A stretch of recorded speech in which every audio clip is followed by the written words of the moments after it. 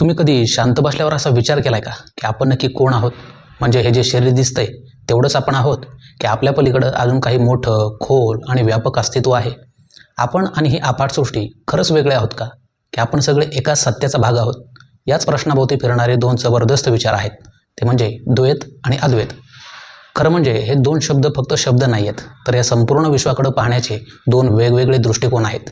याच दृष्टिकोनाबद्दल आज आपण थोडक्यात माहिती जाणून घेणार आहोत. सर्वात आधी द्वैत म्हणजे काय ते जाणून घेऊयात.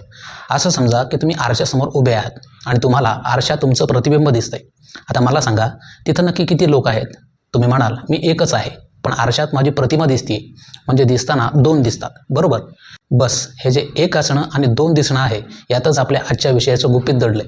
आपल्या आयुष्यात दोन प्रकारचे विचार असतात. पहिला विचार असा जो म्हणतो की आपण आणि तो निसर्ग किंवा तो परमेश्वर हे कायम वेगळेच आहोत.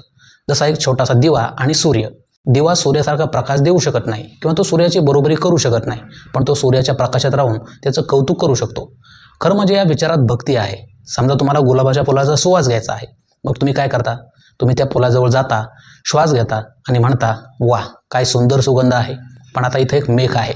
जर तुम्ही स्वतःच ते फूल झाला असता तर तुम्हाला तो सुवास घेता आला असता का? नक्कीच नाही. कारण सुवासाचा आनंद घेण्यासाठी फुलानं वेगळं असणं आणि तुम्ही वेगळं असणं गरजेचं आहे.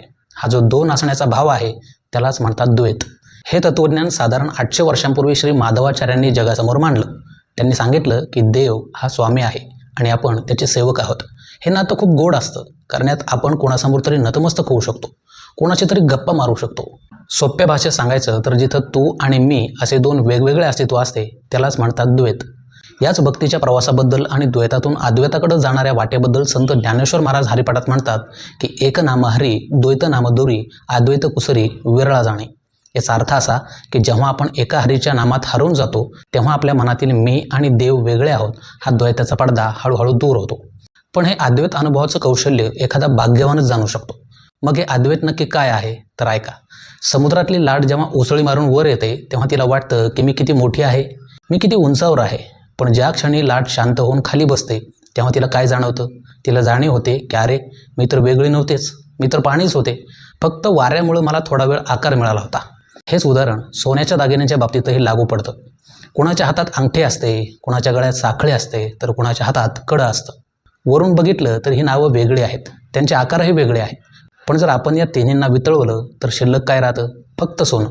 मग ते अंगठी असो, साखळी असो, नाहीतर हातातलं कडं, मूळ तर एकच आहे. हा जो विचार आहे ना, जो सांगतो की वरून आपण वेगळे दिसत असलो तरी आतून आपण सगळे एका चैतन्याचा भाग आहोत, यालाच म्हणतात अद्वैत. हे तत्त्वज्ञान साधारण 1200 वर्षांपूर्वी आद्य शंकराचार्यांनी अतिशय ठामपणे जगाला सांगितलं. अद्वैत म्हणजे जिथं दोन नाहीतच, तिथं फक्त एकच तत्त्व आहे. अहम ब्रह्मास्मी हे वाक्य तुम्ही कधीतरी ऐकलंच असेल. याचा अर्थ हाच आहे की मीच तो ईश्वर आहे किंवा मीच ब्रह्म आहे. हे अद्वैत सांगतं की तुमच्यात आणि माझ्यामध्ये जो फरक दिसतोय तो केवळ मायेचा एक पडदा आहे, पण या पडद्याचा प्रोजेक्टर एकच आहे. आता तुम्ही म्हणाल की हे सगळं ठीक आहे, पण मग यातलं खरं काय? आपण वेगळे आहोत की एकच आहोत? तर याचं उत्तर तुमच्या जगण्याच्या पद्धतीत दडलेलं आहे. जेव्हा आपण दुःखात असतो तेव्हा आपल्याला कुणाची तरी मदत हवी असते, तेव्हा आपण त्या देवाकडं हात जोडतो. तिथं आपण द्वैत जगत असतो, कारण आपल्याला कुणीतरी आधार देणारं हवं असतं. ही भक्तीची पहिली पायरी आहे. पण जेव्हा आपण खूप शांत असतो तेव्हा आपण निसर्गाशी एकरूप होतो. तेव्हा आपल्याला जाणीव होते की आपण या विश्वासाचा एक भाग आहोत आणि तिथंच आपण अद्वैत अनुभवत असतो. हे म्हणजे एखाद्या नदीसारखं आहे. जोपर्यंत नदी वाहत असते तोपर्यंत तिचं वेगळं नाव आणि अस्तित्व असतं, पण जेव्हा ती नदी शेवटी सागराला जाऊन मिळते तेव्हा ती नदी उरत नाही, तर ती स्वतः सागर होऊन जाते. सुरुवातीला आपल्याला वाटतं की आपण देवाकडे जाणारी एक छोटी नदी आहोत, पण शेवटी आपल्याला उमजतं की आपण त्याच विशाल चैतन्याचा एक अविभाज्य भाग आहोत. थोडक्यात सांगायचं तर द्वैत आणि अद्वैत म्हणजे एकाच नाण्याच्या दोन बाजू आहेत. द्वैत आपल्याला सांगतं की आपण त्या परमेश्वराची लेकरं आहोत, त्याच्या प्रेमात आणि भक्तीत जगणं किती सुंदर आहे. तर अद्वैत आपल्याला जाणीव करून देतं की आपण त्या अफाट चैतन्यापासून वेगळे नसून त्याचाच एक छोटासा अंश आहोत. जसं एखादं लहान बाळ आईच्या कुशीत शिरल्यावर स्वतःला विसरून जातं.